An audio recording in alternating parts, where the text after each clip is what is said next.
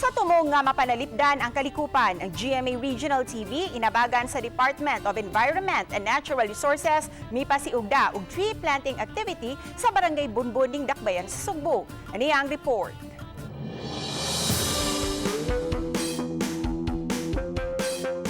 Kauban ang mga empleyado si GMA Regional TV ug GMA Radio gituyo sa grupo ang Sitio Gila-Gila Barangay Bunbon alang sa tree planting activity ni atong Sabado sa buntag. Bitbit ang mga seedling sa guyabano tumong sa grupo nga itanom kini sa usa ka bakilid nga bahin sa barangay. Apil sa tree planting activity si GMA Regional TV correspondent ug anchor Luan May Rondina ug ang inyong alagad Cecil Kibod Castro. Mga kapuso, nagpadayon karon ang atuang tree planting activity dinhi sa Sitio Gila-Gila, Barangay Bunbon ning Dakbayan sa Sugbo. Diin kauban nato ang atong mga kaubanan si GMA Regional TV. Diin mananum kita og 105 ka mga seedling sa guyabano. Let's join us! Ang pagpananom og fruit-bearing trees dakong ikatabang sa pagpaligon sa yuta aron kalikayan ang pagdahili. It is a fact na kitang tanan nakakontribute sa pollution dinhi sa atong kalibutan. So kung doon naman gani kahigayunan nga adunay mga tree planting activities, mas maayo nga mosalmot kita. Dili na to hunahon nga part sa atong corporate social responsibility o trabaho ni, but atong hunahunaon nga para usab kini sa kaugmaon dili lang nato apan sa mosunod usab nga henerasyon aron ma-preserve pa ang atoang kalibutan. Ang mga kahoy gikinahanglan sa kiniyahan kay daghan kini og katuyuan.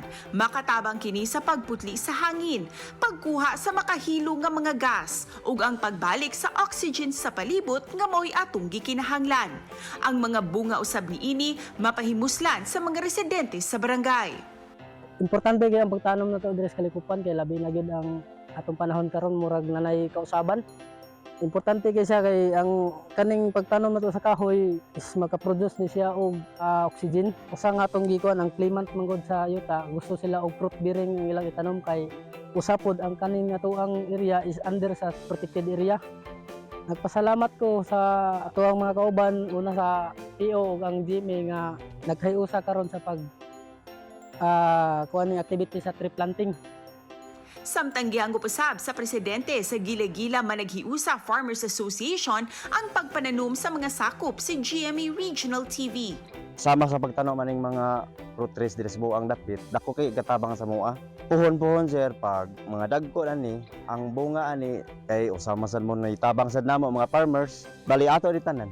Nagpasalamat ko sa GMA nga aduna sila nagong tabang diri sa mua mga farmers. Sa Barangay Bunbon, Cebu City nahimutang ang GMA Network Transmitter ug giilausab nga usa ka protected area.